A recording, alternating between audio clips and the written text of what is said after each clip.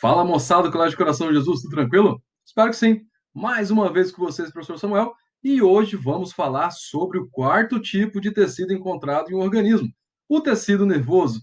Eu, particularmente, é uma das áreas da biologia que eu gosto muito, que é justamente essa ideia do tecido nervoso, que é a partir dele que vai acontecer a formação do sistema nervoso central e o sistema nervoso periférico. Então, nesta aula de hoje, nós vamos navegar por esse tema tão interessante, tão abrangente e tão bacana dentro da biologia. E o que acontece? Como todo e qualquer tipo de tecido, ele tem uma origem embrionária. No caso do tecido nervoso, a origem dele é mais externa, é de origem ectodérmica. Lembra disso? É o tecido mais interno que vai formar o embrião. O folheto embrionário mais externo é a ectoderme. Então, a ectoderme forma o tecido nervoso. E aí é a partir dele que eu vou ter a formação do sistema nervoso amplamente distribuído por todo o nosso corpo. Ele basicamente assim, é uma rede elétrica e ele favorece a comunicação entre os órgãos e entre estes em uma central de comando, que é o sistema nervoso central. Então, na biologia, quando você vê essa sigla SNC, automaticamente você já sabe que é o sistema nervoso central. É o cara que comanda. Lógico, nós não vamos falar sobre o sistema nervoso central hoje. Nós teremos uma aula específica sobre esse sistema. Por enquanto, a gente vai entender o tecido nervoso que origina esse sistema. E aí, o que acontece? Qual que é a grande função do tecido nervoso? É justamente o que? Eu tenho que pensar na transmissão, na potencialização dos impulsos nervosos. Lógico, eu tenho que imaginar o seguinte, sempre, qual que seria a nossa célula? Isso é batata, né, galera? Todo mundo sabe que a célula principal do tecido nervoso, do sistema nervoso, é o neurônio. E aí o neurônio, ele vai estar ligado a outro neurônio, ou a um músculo, ou a uma glândula. Nós já comentamos sobre isso lá na aula de tecido epitelial. E no tecido muscular também, quem que faz esse contato com o quê? Com todo o resto do corpo. Então, esses impulsos nervosos, eles têm essa função de estimular os famosos estímulos que nós passamos por eles 24 horas por dia, mesmo dormindo, a gente é estimulado. E aí o que acontece? Esse tecido nervoso forma os dois sistemas, então, o sistema nervoso central, que é formado pelo encéfalo e pela medula espinal, ou medula espinhal, que é o centro de comando mesmo, é o centro de processamento de dados, de informações, e o sistema nervoso periférico, que é formado pelos nervos e gânglios nervosos, que são esses camaradas aí que conduzem o impulso nervoso, seja do encéfalo em direção ao corpo, seja do corpo em direção à medula espinhal, ou até o encéfalo, que nós vamos ver que tem esses dois tipos de situação. E aqui uma imagem, então, para mostrar a figura dos dois sistemas. Aqui à esquerda, o sistema nervoso central, o encéfalo, que é todo o conjunto de estruturas que nós temos aqui na cabeça, e a medula espinhal, que vai até mais ou menos ali a segunda vértebra lombar. E ali o sistema nervoso periférico, então, que permeia todo o nosso organismo, ou seja, é o centro de recebimento e transmissão de informações, ou seja, corpo interno, interno, corpo, ou seja, corpo, sistema nervoso central, corpo, então, o periférico que tem essa função. E aí eu tenho dois tipos de célula que formam o tecido nervoso. Os gliócitos, também chamados de células da glia, e os neurônios. E aí os gliócitos, eles são células, são neurônios modificados com funções diferentes. Eles não têm mais a função de transmitir o impulso nervoso. A transmissão do impulso é específica do neurônio. Agora, os gliócitos, as células da glia, o astrócito, por exemplo, o astrócito ele tem vários prolongamentos, no final eu vou mostrar uma imagem, ele vai ligar os neurônios aos capilares sanguíneos, ou seja, conferindo dois tipos de sustentação, uma sustentação física e uma sustentação do ponto de vista o quê? De oxigênio e nutrientes, porque as células nervosas consomem muita energia, elas produzem muita energia e para produzir muita energia, elas precisam de uma fonte ininterrupta de quê? De oxigênio e nutrientes. Então, os astrócitos têm essa função, então, de sustentar e nutrir os neurônios. As células de Schwann, elas vão formar o extrato mielínico dos neurônios do sistema nervoso periférico. Então, por exemplo, aqui no meu braço, se eu tirar um neurônio aqui, o que vocês vão ver? Vocês vão ver que eles são revestidos por essa bainha de mielina. Agora a gente vai falar sobre ela. Então, no periférico, quem produz são as células de Schwann. As micróglias são específicas do sistema nervoso central. É como se fosse o quê? Um glóbulo de defesa. ela é tipo um leucócito, ela não é um leucócito. Ela é um neurônio modificado para fagocitar partículas estranhas. Então, um neurônio que acabou mudando a sua função para justamente ser um glóbulo de defesa específico do sistema nervoso central. Ele navega por onde? Pela medula e por todo o nosso encéfalo. Os oligodendrócitos é um outro grupo de neurônios modificados que tem a função, perdão, que tem a função de quê? Formar a bainha de mielina do sistema nervoso central.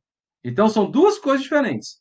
A célula de Schwann para o periférico e o oligodendrócito para o nervoso, para a produção de bainha de mielina. E aqui mostra então quem? Mostra uma imagem com as principais células da glia. Então você está vendo ali o neurônio, e aí o que, que você observa? A micróglia, então, que é essa célula de defesa, o astrócito, que é uma célula de nutrição, sustentação, e aqui nesse caso o oligodendrócito para a produção da bainha de mielina. Gente, isso aqui é uma imagem do quê? É uma imagem de um sistema nervoso central. Por quê, professor? Porque a micróglia e o oligodendrócito são específicos de quem?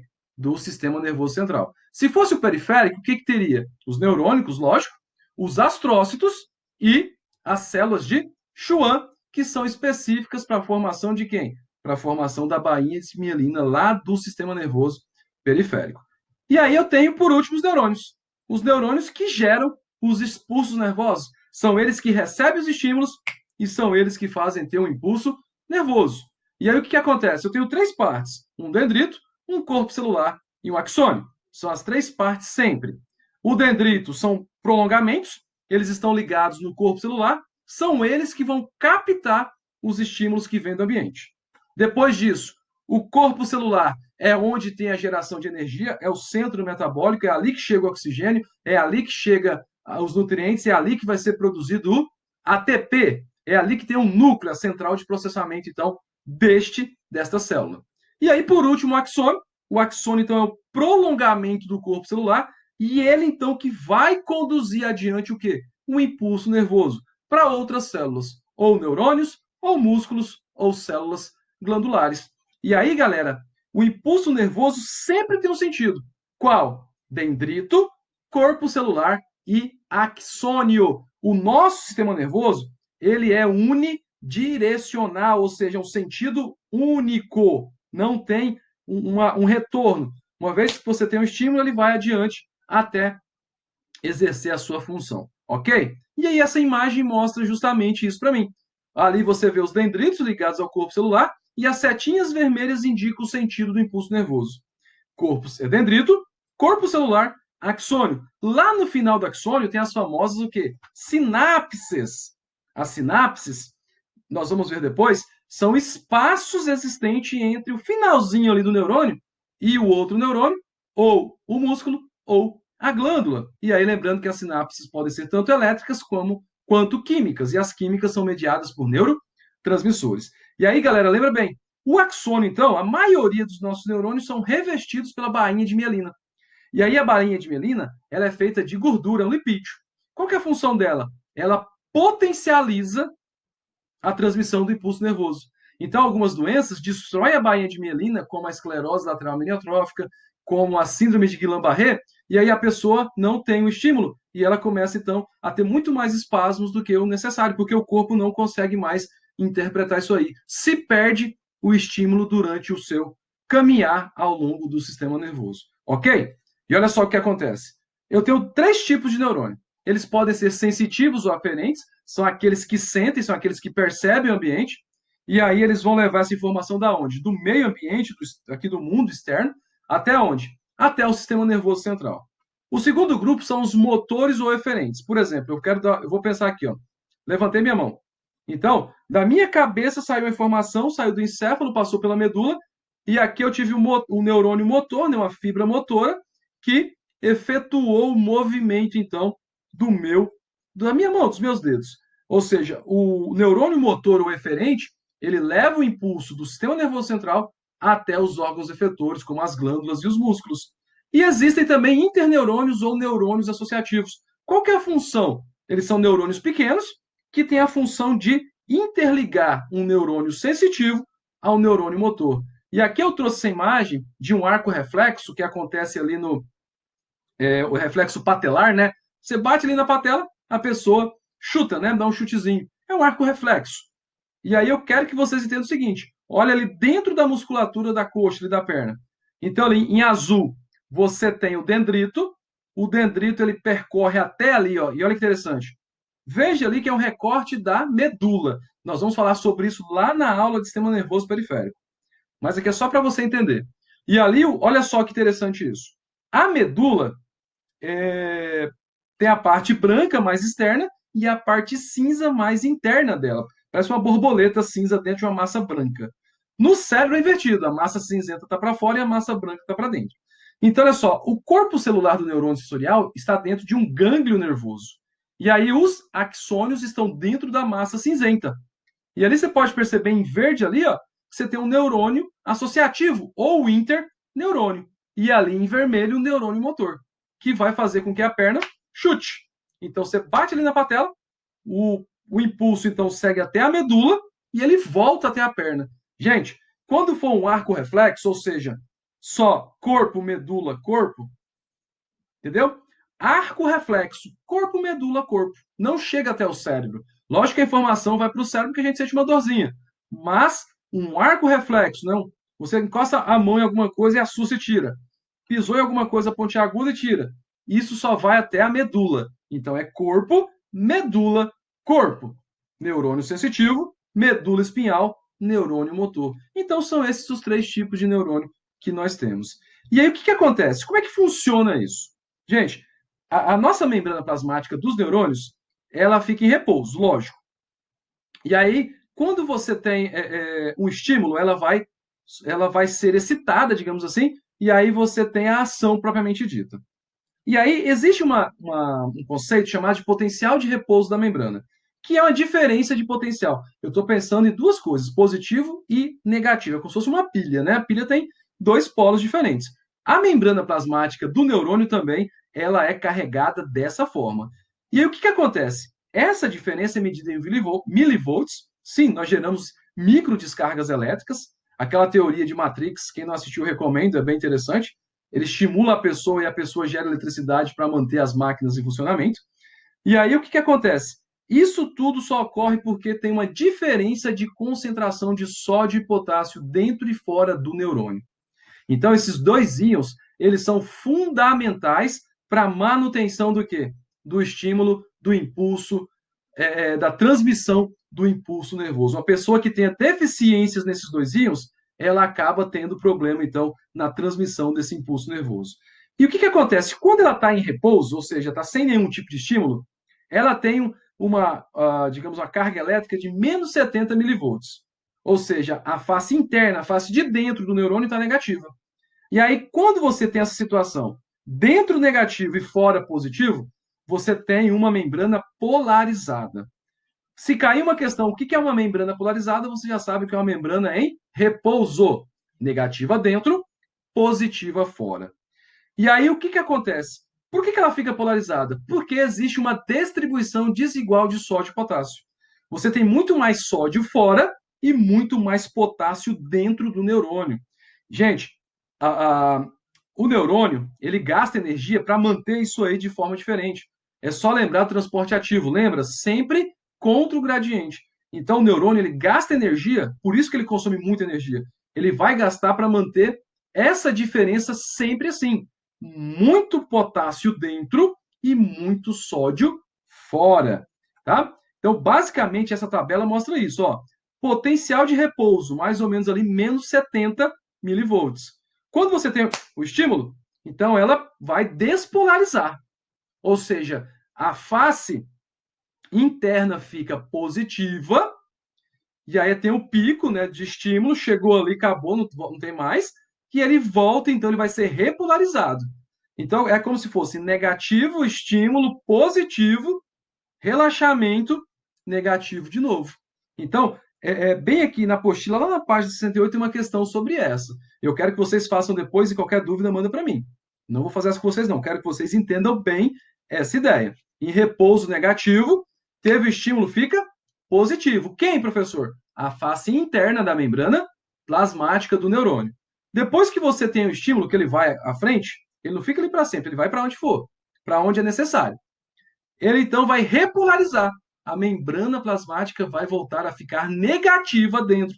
Ela volta a ficar em repouso, ok? Então, basicamente isso. O que acontece? Eu tenho que pensar que sódio e potássio tem uma regulação ali, né? A gente tem a bomba de sódio e potássio que vai regular. E aí, uma coisa que vocês têm que saber sempre é uma bomba proteica que gasta energia, e sempre nesse sentido.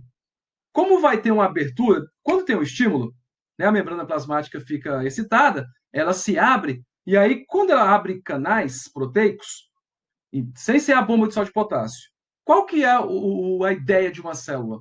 Se você pegar e estudar transporte passivo, a difusão, você vai lembrar que sempre a ideia é igualar o meio interno e o meio externo. Lembra que eu disse que o meio interno tem mais potássio e o meio externo tem mais sódio?